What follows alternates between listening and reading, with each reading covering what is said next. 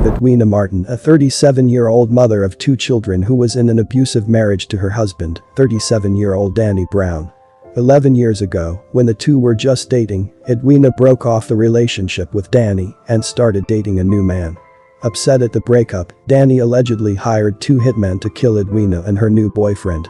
Tragically, her boyfriend at the time died at the scene, and Edwina, who was also shot multiple times, survived her injuries. Edwina refused to cooperate with authorities, and they dropped all charges against Danny. Against the advice of loved ones, she would rekindle her relationship with him, and 2 weeks after the hit, they would get married. Sadly, 12 years later, after the first attempted hit on her life, Danny would again shoot her, and she would this time tragically pass away. Welcome to Viral Crimes. Subscribe and hit the bell icon for more stories. This story takes us to Little Rock, Arkansas. Little Rock, Arkansas, the capital and largest city of the state, is a vibrant southern hub known for its rich history and diverse culture. Nestled along the scenic Arkansas River, the city boasts a mix of modern amenities and historic landmarks. Edwina Angelica Martin was the youngest of 4 children on her mother's side and was the third of 9 on her father's side. Following her high school graduation, she pursued her education at the University of Arkansas Pulaski Tech, earning an associate's degree. Edwina's career path led her to work as a phlebotomy technician for several years before embarking on her entrepreneurial journey with the establishment of Bodacious Beauty Boutique, a clothing line. It's gonna be in a medium and a small. And it's $5. Sharika, I'm watching Shameless, girl, and I can't stop watching. It's $5.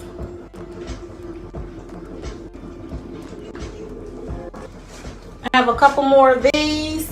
Look, you're gonna run a couple over the money. I'm here to tell her. Tie up in the back. Okay. Kind of like a night dress. These are $5. You want this in cash? And it's in a small and a large. I just started, Sharika. While managing her boutique, she cultivated a loyal customer base and actively sought ways to give back to her community.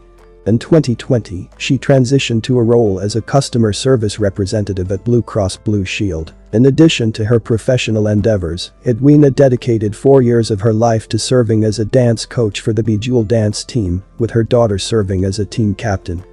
Edwina poured her time and passion into supporting these young dancers, both locally and internationally, finding immense joy in preparing them for competitions. So tomorrow, Bejeweled Dance Company is hosting a major competition. We got people from Louisiana, Kentucky, Missouri, Tennessee that's going to be competing for the Slay or Be Slayed Championship title. Beyond her coaching role, she frequently engaged with others on social media, spreading laughter and smiles to all those she connected with. However, Edwina's greatest source of joy was being a mother, and she consistently expressed pride in her children's achievements. Her genuine smile and warm personality left an enduring impression on those who knew her. Edwina was married to 37-year-old Danny Brown. The couple dated on and off for many years. Family members of Edwina described her relationship with Danny as very difficult, saying he was controlling and physically abusive. After the couple split in 2012, Danny allegedly killed Edwina's boyfriend at the time and also tried to have her killed. After recovering from a gunshot to the chest and the hip, Edwina would help him escape capital murder charges by not cooperating with authorities, and the two would go on to get married 2 weeks after her boyfriend was murdered. When the police questioned Danny about it, he claimed he was at home with his kids, having pizza, and had no idea about the shooting. The case took a turn when an anonymous tipster provided information that led the police to identify the 2 gunmen responsible for the attack. These gunmen later revealed that Danny had actually orchestrated the shooting. One of the attackers confessed to the police that Danny had convinced him to carry out the ambush a month prior to the actual incident. According to the attacker's statement to the police, Danny had given clear instructions to hit both of them, blow the bitch's head off. He told them to kill Edwina by any means necessary. He emphasized not harming the children in any way. According to the police, on the day Edwina, then 25, was attacked, she had visited her mother's house along with her boyfriend Daniel Hill, then 21, to meet Danny, who had custody of their 2 children. Their purpose was for Edwina to style their daughter's hair for school. However, instead of the intended meeting, the 2 of them were confronted by armed individuals who pursued them into the residence and initiated gunfire. During the ordeal, Hill sustained a gunshot wound to the head as he tried to fight off the gunman, while Edwina was hit in the arm and the chest. The police report stated that Edwina managed to crawl into an adjacent room where she sought refuge beneath her mother's chair. The assailants were unable to remove Edwina's mother from their path to reach Edwina, so they decided to flee. Detectives were informed by the hitman that Danny had offered him a $10,000 car and some money in exchange for killing Edwina. Authorities said Danny arranged the ambush because he and Edwina had been constantly feuding over their children. The hitmen were both found guilty. The attacker who shot and killed Hill pled guilty to first-degree murder and attempted first-degree murder and received a 55-year sentence, and the accomplice went to trial and was found guilty and was sentenced to life in prison. Surprisingly, even though both attackers were found guilty, all charges against Danny were dropped by August 2012. This happened because Edwina, over time, became increasingly opposed to pursuing legal action against Danny. A day before trial, Edwina refused to cooperate with authorities, and the jail calls between Edwina and Danny further convinced prosecutors that she would not assist them in putting Danny away for murder and her attempted murder. Before this incident, Danny had already come to the attention of the Little Rock police. Danny was no stranger to authorities as he has served a 5-year prison sentence when he was 17. Danny was charged with manslaughter after a botched robbery in the capital city left one of his accomplices dead. He was arrested several more times for other charges including domestic battery. On March 27, 2023, police responded to a call about a shooting and then discovered Edwina shot to death at 4704 Fairleigh Drive. They identified Danny as the lead suspect. Law enforcement indicated that her passing occurred in the wake of a dispute between the couple. However, further specifics regarding the incident are presently under investigation. Danny Brown fled after Edwina's murder and was wanted by the authorities. He should be considered armed and highly dangerous. On March 27th, around 4 in the afternoon, police say Danny Brown went to his estranged wife's house on Fairleigh Drive in Little Rock. The information we have is that Danny Brown entered the house. I guess maybe an argument ensued. He allegedly shot his wife, and she later succumbed to those injuries at a nearby hospital. It's been over a week since that happened, and police are looking to get Brown behind bars. This is the book of Sirach, chapter 26, verse 23. A wicked woman is given as a portion to a wicked man, but a godly woman is given to him that feareth Yahweh Bahashem Yahweh Shai. Kol Holayim La, Al-Banawa Yahweh Bahashem Yahweh Shai, Bahashem Rakat Kodash. Double honors to the elder apostles and elder bishops of Great Millstone who rule well. Salutations to the Akim out there on the highways and the byways. Salutations to the hopeful elect. Salutations to you speckled birds, you Israelite foreigners. And shalom to the Akwaf, sitting and listening in silence as the scriptures say to do so. Sirach, chapter 26, verse 23. A wicked woman is given as a portion to a wicked man, but a godly woman is given to him that feareth Yahweh Bahashem Yahweh Shai. So with that being stated, Yahweh Bahashem Yahweh Shai is not making no errors, no mistakes, okay, no slip-ups, anything in what he's doing upon the earth, man. A wicked woman is given to a wicked man. And that's what you see in this video clip, a wicked man given to a wicked woman and a wicked woman given to a wicked man. Okay, again, if you're not seeking Yahweh Hashem Yahweh Shai, okay, getting on his format, going towards his agenda, then you're wicked. You're of the world, man. And everything that occurred in this situation was ordained by Yahweh Hashem Yahweh Shai. Okay, and furthermore, as the scriptures state and say, which we'll grab, that, you know, once you're with that man, you're not supposed to depart from that man. And if you do depart from that man to lay with somebody else, that's adultery. So in actual reality, what this guy did, you know, putting a hit out on the man that she laid with and left him for, was actually righteous. But, you know, in this captivity, we're not able to push forth our laws and, you know, place action behind them. We have to let Yahweh Hashem Yahweh Shai handle these matters, man. Okay, so it's actually righteous for what the man try to do to take the lover and his wife out, because it goes against the law. And also too, for some odd reason, I don't know why, but the husband had the custody of the children, man. Okay, but again, when it comes to Jake doing something, especially when it comes to our women or anybody's woman, they're always going to televise like Jake's the problem, and especially when it comes to our women, that they're innocent, man. Nobody perishes being innocent, man. But again, I made a statement, so let's go ahead and edify through that statement. This is the book of 1 Corinthians chapter 7, and I'm going to start off at verse 10. And on to the married I command, yet not I, but the Lord, Yahweh, Bahashim Yahawashi, let not the wife depart from her husband. Okay, so it tells you in the scriptures that the woman is not supposed to depart from her husband. But continuing on, verse 11. But and if she depart, let her remain unmarried. But again, in this captivity, in this society, these women depart from their husbands and go and have not only,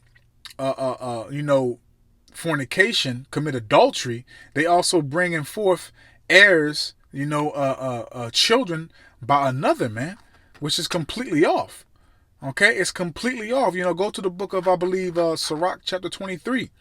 It tells you the judgment on that matter, man. Because you completely go against the laws, man. Okay, 1 Corinthians 7, verse 11. But and if she depart, let her remain unmarried. So that means you can't go and, just let a man go put the tip in. Just go ahead and use his balls as a toothbrush. You can't go do none of these things, man. Okay, you have a husband if you need your itch scratched. You have a husband if you want to, release some tension. Okay, and y'all know what I'm saying, man.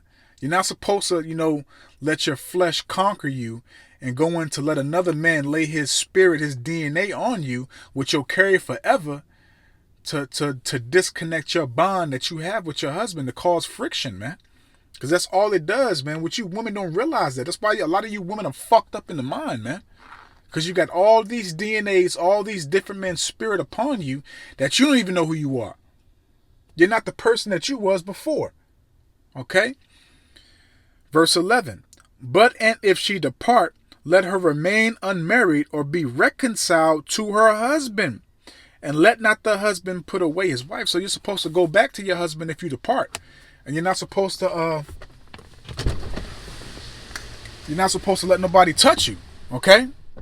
Okay, Salaki, I had to stop real quick, but we're gonna start back up. But yeah, man, nobody's supposed to be touching you, man. Nobody's supposed to be, entering into you, man. If you depart from your husband, you have to be reconciled to go back to him unless you commit adultery, which, matter of fact, that goes into the next scripture. Because again, this was already ordained from Yahweh Shem Yahawashi for this to happen to this woman, man. Okay, for her to be put to death, man. But the Lord had mercy upon her, man. For whatever reason he saw fit. And also, too, more than likely to make an example for you women to be thankful, man. Okay, because, again, man, you women have been awoken to the true pleasure and true will and understanding of our Heavenly Father and His Son, man. And how to fear Him and how to walk correctly, man. And that's why you should be repenting daily, man. And being very thankful and having humility to be humble and sincere in all your endeavors, man. And to also know, too, right now that, Salaki, this has to be said. And also to you men, not just you women, you men too. And also to note and be said, man, that, we're not exempt right now, man. And that's why we have to be fearful. We have to seek the Lord in fear and trembling, man. Roughly paraphrasing Philippians 2 verse 12, man. Because we're not exempt. We're not in the kingdom. We haven't received a crown and heard Yahweh say, good job, thou faithful and diligent servant, man. We can't get arrogant. We can't get proud, man. Leviticus 20 verse 10. And the man that committeth adultery with another man's wife, even he that committeth adultery with his neighbor's wife, the adulterer and the adulteresses shall surely be put to death. So it was ordained for this already to happen, man. You know, the Lord Yahweh Shem Yahweh Shai, you know, got to the Jake, Daniel Hill. That's his name, Daniel Hill. He took him out. Okay, and obviously again he warned the woman. But it was already sealed again later on, you know, 10, 11 years later, for the woman to be taken out by the husband, man. You know, and also for the husband to, you know, suffer and go to jail in Esau's system, man. When in actual reality, which the dude was a nigga anyway. You know, he was a nigga. And as I read the first precept, Sirach 26, verse 23, a wicked woman is given to a portion of a wicked man. So the Lord has something ordained for that wicked man too. Okay? He's probably going to have some type of judgment in Esau's judicial system in the jail, man. Okay? But it's part of our law for these things to be brought forth, and the Lord is getting busy, man. Okay? Because this is an adulterous and sinful generation, man. You know, none of these women belong to us, man. None. You know, I only have one woman that belongs to me, and that was back in, you know, in the high school days, man. I haven't seen that woman since. You know, and that's another thing that we have to be, you know, fearful towards, man. You know, to be purged from these transgressions that we commit, man. You know? Because again, man, these beds are defiled, man. Let's grab that real quick. Because these women, you know, once they get bored of you and everything else, and, you know, they don't like you no more, you don't appease them, they basically, you know, conquered you and know you as a person, you know, they get bored with you. They need some type of thrill, some type of excitement, man. Okay, Hebrews 13, verse 4, marriage is honorable in all, and the bed undefiled. And again, we have the wisdom, the knowledge, the understanding how to go about you know, the structure of the household, and how to, you know, completely build that foundation according to Yahweh Shem Yahweh Shai, man. Okay? But, you know, this day and age, these women, they love what? Drama. They love, you have to be toxic. You have to be everything that's evil and wicked and formulated according to this society for them to, you know, be appeased with you, to have their quiver, you know, tingle and get wet, to see you as some type of value towards them, man. Okay? Fuck these bitches, man. Marriage is honorable in all, and the bed undefiled. So what does that mean, undefiled? Not only with sexual fornication, but also with, you know, the philosophies, the wine of this world, man. Okay? Your bed cannot be defiled and disconnected from Yahweh Shem Yahweh Shai, your foundation, how you built it. And again, also too, with another man laying his rod in his a woman, man. And also a man committing adultery with a woman that's married to a woman, man. You know? But whoremongers and adulterers, the Most High will judge. And that's what we see, man. And the Most High is judging our people of these things and amongst others, man. Okay? Because again, what you saw, so like what you heard in this video is the rage of a man, the jealousy of a man. Okay? Which a man will not show mercy, show consideration when you cross him, man. You know, me, myself personally, you know, and other brothers have felt that betrayal from a woman, man. You know, and you know, how you know, you felt enraged, man. But, you know, if you had any sense in your mind, you know the damn well if you did anything that you couldn't control, that, you know, you would either be put to death or in Esau's jail. This is Proverbs 6. I'm going to start off at verse 32. But whoso committeth adultery with a woman lacketh understanding. He that doeth it destroyeth his own soul. And that's correct, man. Okay, because a man, and you know, another thing too, that's a flex to Jake now in these days, man, to lay with somebody else's woman, which that's fucking disgusting. That's disgusting, and it's really a sodomite type of mindset to have, to lay with another man's woman when that man has been planting his seed left and right in that woman and doing all types of things with that woman, and you want to lay with somebody. And women outnumber us, man, 10-1, man. But see, you know, again, it's a thrill. It's exciting to do these wicked, treacherous deeds, man. To sit right here and to conquer somebody else's woman instead of going out to get a woman that doesn't belong to somebody to actually, build something, man. Okay, and you're not innocent. And that's why, you're literally going to be put to death. A wound and dishonor shall he get, and his reproach shall not be wiped away. And that's right. So what is that wound? That wound is death, because that's a sin, a transgression that is rewarded of death, man. That's your reward. That's your judgment. That's your recompense, man. Okay? For jealousy, for jealousy is the rage of a man, therefore he will not spare in the day of vengeance. And as you heard in this video, man, the man wanted the boyfriend, Daniel Hill, and his wife executed, man, which in the spirit of Yahweh Shem Yahushua is correct. Okay, but what did he tell the hitman? Don't do nothing to the children, man. In actual reality, that's right. Because again, you women, man, again, this society, this captivity teaches you women and pushes you women to, be whores, be harlots, man. To be sluts. You believe that you can, go out here and play the field and do anything that you want to do, but yet you don't know that you laying down with all these men is again putting the spirit of every man that you lay with and also his DNA that you carry with you forever. It changes your mental state. It changes everything about you, man. Okay? Everything about you. And so when a man is jealous, when a man, has felt and seen that he's betrayed, hey man, it's no sympathy, no remorse, no empathy, no nothing, man. To have your woman be conquered by somebody else, that just lets you know that's not your woman, man. She belongs to the streets, man, as they say. As that wicked nigga Future say, she belongs to the streets, man. And our women won't be right into the kingdom. Our men won't be right into the kingdom.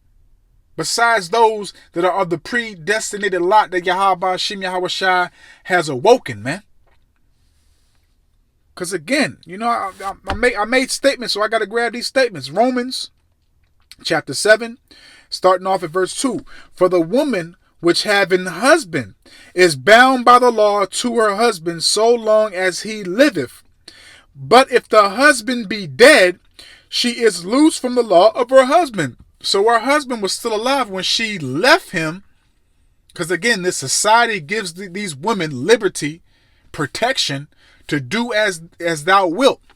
To leave the father of her children, her husband, which was still alive. And again, I'm not justifying anything that this wicked nigga doing. I'm just giving you the law. I'm just giving you the reasons why, well, partial of the reasons why Yahweh Shem Yahushua is doing what he's doing to our people. Okay? Verse 3. So then if, while her husband liveth, she be married to another man, okay, lying down with another man, building a foundation with that man, doing all types of things with another man that she should be doing with her husband, she shall be called an adulteress. But if her husband be dead, so if the husband was in the spiritual realm and not alive, not able to operate in the flesh, to, be considered alive, which we know how, she is free from that law, so that she is no adulteress, though she be married to another man. So it is lawful if the husband is in the spiritual realm and deleted from this captivity, from society, she's able lawfully to marry another man. Okay? But let's continue. Let's go to the book of Sirach, because this is what happens, man. And a lot of you jakes, man, you fall for the appearance of women. And majority of the time, you know that these damn women have men that they deal with or baby fathers. And a lot of these women, let me say this, man, through personal experience dealing with my wife. Okay, even though my wife, did what she did and left and everything else, I still was able to deal with my wife, even when she was dealing with other dudes, man. Personally, I know, from other females and dudes in the world that I knew, depending on the situation with a baby father and all that, they was always able to deal with their baby mother. So regardless of what these women say, you know, they still deal with their baby fathers, as they say in the world. It's the book of Sirach, chapter 9, starting off at verse 8. Turn away thine eye from a beautiful woman, and look not upon another's beauty, for many have been deceived by the beauty of women, for herewith love is kindled as a fire. And that's right, because, you know, again, the beauty of a woman in this captivity is vain. Okay, because what? They have war paint, which is called makeup. They have all these modified things, you know, nails, the eyelashes, you know, the incisions of the lip fillers, and, you know, the hair hats and the extensions of other people's hair in their hair. Okay, whether it be synthetic or fake or real or whatever they call it. I don't know the damn terms. And also, you know, the high heels, and, you know, the altercations, the modifications to their rear ends to get, you know, BBLs and stuff like that. And that war paint is a motherfucker, man. They look like a totally different person with that war paint. You know, so the beauty of a woman right now is vain. But, you know, a lot of you jakes, you know, to be clear and blunt and direct, you think with your dick. You don't think with your mind. And, you know, it's broadcast on social media and the news of how the dating world here is in Babylon, man. You know, with the STIs, the STDs, the uncurable diseases as AIDS, HIV, you know how the rates are going up on the numbers of these things, man. But yet you still have a lot of these men and women thinking with their reproductive organs, man. Verse 9, sit not at all with another man's wife, nor sit down with her in thine arms, and spend not thy money with her at the wine, lest thy heart incline unto her, and so through thy desire thou fall into destruction. So you sitting around, because a lot of these women, man, have men they deal with. Even if they're not in a relationship, they have a man that's actually hitting that ass left and right. They have a dude. I don't care how many videos you see on social media with these women boo-hooing and crying. I don't have a boyfriend. I don't have a man. These women have a man that's hitting that ass on a regular basis, man. But that man, for some odd reason, that man is not submitting and building a marriage, a foundation with him. Okay, so don't get it twisted, man. Okay, so you know, and then also too, you know, these women that actually say that they have men, and they do have men that live with them, etc. You know, you shouldn't be involved with these damn women, because again, rage is the jealousy of a man. He will not spare in the day of vengeance, man. Because again, betrayal, that's a thing that's, I can't even explain in feelings and emotions. When your woman betrays you with a man, and on top of that, you got men that act like they the shit and that's bold with it. That actually want to step up to the man, the husband of that woman that they're committing adultery with, man. You know, and a lot of you niggas deserve what you get, man. Because again, women outnumber men 10 to 1, man. Okay, but again, this is the society. So like this is what this society pushes, man. So you should not be embracing, chilling, hanging out with, you know, spending time with a woman that has a husband, that has kids, and say, oh, I just left him, you know, because of such and such, but you know, I deal with him here and there. That should tell you something right there. Because you don't know what she's telling this man. You don't know what she's saying to him and how he's looking at their situation. Okay? I know a broad in the world right now that's laying down with her baby father right now. She got 4 baby fathers, but this is the last one. That's laying down with her baby father right now. But yet she think in her mind that they not together. But yet the dude is still telling her that he loves her and everything else. And he thinks that they're together.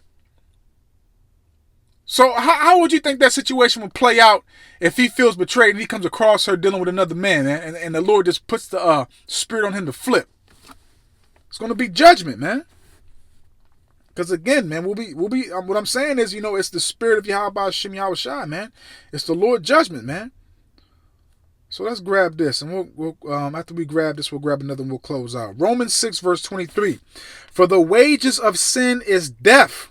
And that's what we see amongst our people, and that's what's happening, man. Our people completely transgress sin, commit iniquities upon, what iniquities means sin upon sin, and they elevate, they prosper daily in these transgressions and these iniquities daily, man. So the judgment, the recompense is going to be death, man. Point blank, period, man. So there's no boo-hoo. Oh, this is sad. Hey, look, man, we celebrate. We thank Yahweh Hashem Yahweh Shai that he's executing these niggas, man.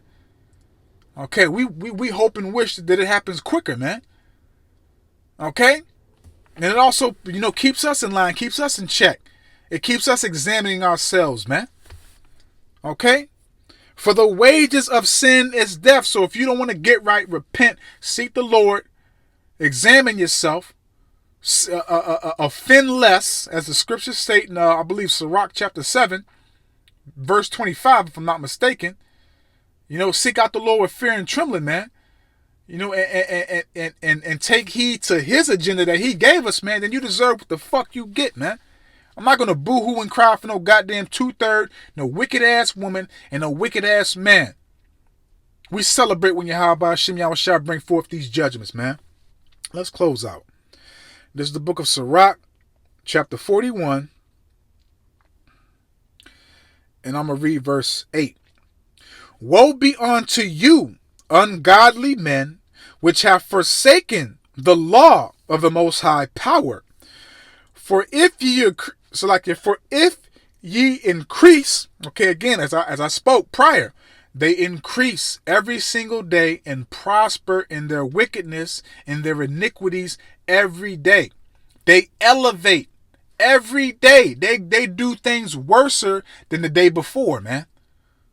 So destruction, demise, affliction, anguish shall be placed and brought upon them. Sirach 41 verse 8. Woe be unto you, ungodly men, which have forsaken the law of the Most High Power. For if ye increase, it shall be your destruction. And that's what we see amongst our people. The judgments that Yahweh Bahashim, Yahweh Shai is placing and bringing forth is destruction. It's righteous and balanced all together. So Adawan Ratazah, I hope and I pray that this was edifying, terrifying, and informative to the true, sincere Akim Wa Akwaf. So with that, I'm just going to say, Call Holayim La, Al Banawa, Yahweh, Bahashim, Yahweh Shai, Bahashim, Rekah Kodash, Watha Wada, Yahweh, Bahashim, Yahweh Shai, Bahashim, Rekah Kodash, for putting the Spirit on me, my elder apostles, elder bishops, elders, brothers on down, for doing his epistles to enlighten you, to inform you, to edify you, and uplift you through the power and spirit and words of Yahweh, Bahashim, Yahweh Shai. May the blessing and election and protection be upon you and your household. Adawan Ratazah. Until the next one. So with that, I'm just going to say, Shalom.